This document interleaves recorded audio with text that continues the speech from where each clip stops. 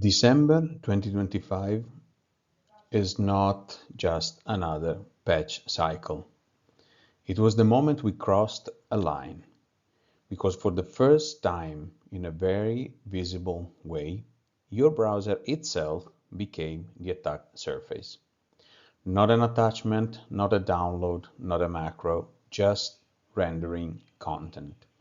And that's the uncomfortable part. Nothing looked malicious. Safari, Chrome, the two engines most of the planet uses, WebKit and Chromium, were actively exploited in the wild. These were not proof of concepts. They were not lab demos. They were real attacks against real people, happening quietly while most of the internet carried on as usual. And the attacks didn't start with a click. They started with pixels, they started with fonts, with graphics calls, with things your browser does thousands of times per second. So if you're thinking, well, I didn't do anything risky, that's exactly why this matters. Because this was not about a user behavior, it was about trust. Let's ground this in reality for a moment. Because December 2025 was not about one vulnerability. It was about a pattern. On one side, WebKit, on the other, Chromium. Different code bases, different vendors, different teams, and yet we saw the same class of failures appear at the same time. Angle, out-of-bounds memory access, use after free conditions, type confusion in V8. If those terms sound technical, good, they should. Because what they all have in common is memory safety failure. These bugs don't steal data quietly. They don't leak metadata. They let attackers execute code where no code should ever run. And here's the part that doesn't get enough attention. These were not browser-specific mistakes. Angle is shared. Graphic stacks are shared. Execution models are converging, which means the blast radius is bigger than any single browser logo. Different bugs, same outcome. Code execution silently inside the most trusted application on your system. Now, this is where most coverage stops. They will tell you what the CVE was, maybe where it happened, but they rarely explain how attackers actually chain this together. So let's simplify it for a moment. Everything starts with web content, something that looks completely normal. That content is parsed by the renderer. Inside the renderer live two extremely powerful components, the JavaScript engine like V8 and the graphics layer like Angle. These layers were designed for performance, not paranoia. They are complex, they are fast, and historically they are less monitored than classic browser logic. An attacker doesn't need one perfect bug, they need a sequence. A memory corruption to gain execution, a renderer escape, a GPU or sandbox boundary crossed, and suddenly they are talking to the operating system. At that point, the browser isn't a sandbox anymore. It's a launch pad. And this is the key insight most people miss. Modern browsers are no longer applications. They are distributed operating systems. They manage memory, they manage identity, they manage isolation, which means when a browser breaks, it doesn't fail small. It fails structurally. Up until now, we have talked about weaknesses. Now let's talk about use, because December 2025 was not and is not theoretical. These vulnerabilities didn't sit quietly in bug trackers. They were actively exploited. And there's a very important distinction here. Most people imagine exploitation as something loud, phishing kits, spam waves, mass malware. That's not what we are looking at here. What we saw instead were drive-by websites, watering holes, short-lived, highly targeted links, and in the WebKit world, zero-click chains. No warnings, no downloads, no user decision point, just exposure. And when a vulnerability makes it into the CISA's known exploited vulnerabilities list, KEV, that's not a speculation. That's confirmation. It means something didn't just find the bug. They operationalized it. And this is where names like Google's threat analysis group and Apple's security engineering team enter the picture. Because coordinated disclosure at this level only happens when the stakes are already high. So when people ask, how bad is it really? The answer is simple. If it made it into Kiwi, someone already turned it into a weapon. That's it. Now, let's address a question that is often avoided. Who actually uses exploits like this?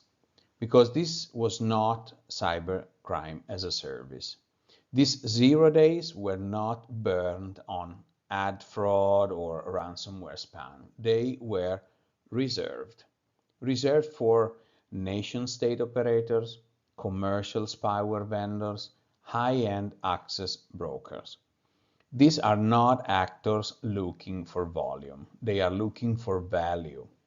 A journalist, a diplomat, an executive, an activist, people whose devices represent leverage.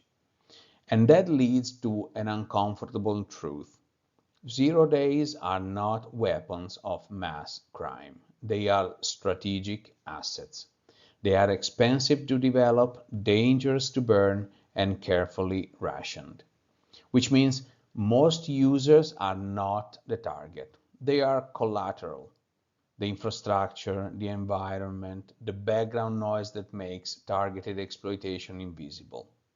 And that's why these attacks stay quiet. So silence is actually part of the design. This is the macro shift most people still haven't fully internalized. Attackers are not obsessed with browsers by accident. They are obsessed because identity lives there now. Think about your own workflow, banking, messages, cloud consoles, admin panels, single sign-ons, MFA prompts, all browser-based. No browser access, no access at all. You don't need malware on disk. If you control sessions, tokens, OAuth flows, authentication context, the browser is the trust boundary. Which leads to the most important sentence in this entire presentation. You don't need malware if you own the browser. Once you internalize that, everything about modern exploitation starts to make sense. Why graphics stacks are targeted, why sandbox escapes matter more than payloads, why zero-click chains are so valuable. It all makes sense. The browser is no longer just how we reach the internet. It's how the internet reaches us. Up to this point, everything we have discussed sounds relatively technical. But the real impact of these vulnerabilities is not confined to security teams. It ripples outward, from individuals to companies to society. Every time a 0 day is exploited silently, something else erodes along with it. Trust, trust in auto updates, trust in platforms, trust in the idea that security fixes actually protect us. And there's also a deeper structural risk here, the browser monoculture. On iOS, almost every browser is WebKit. One engine, one failure domain. And when vulnerabilities persist unpatched, even briefly, something subtle happens. Every unpatched browser becomes a passive intelligence sensor, not actively spying, just exposed. That reality resonates far beyond security professionals, journalists, activists, executives, even parents. Because the question stops being, was I hacked? And becomes, who could have been watching without me ever knowing? So, where does this trajectory lead? Not to chaos, to precision. The future of browser exploitation is not mass compromise. It's fewer targets hit more accurately.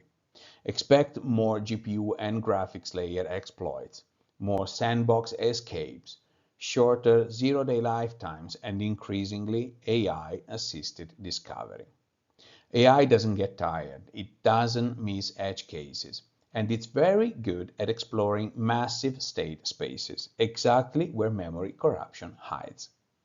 Which leads to a statement that may sound relatively bold now, but it won't for long.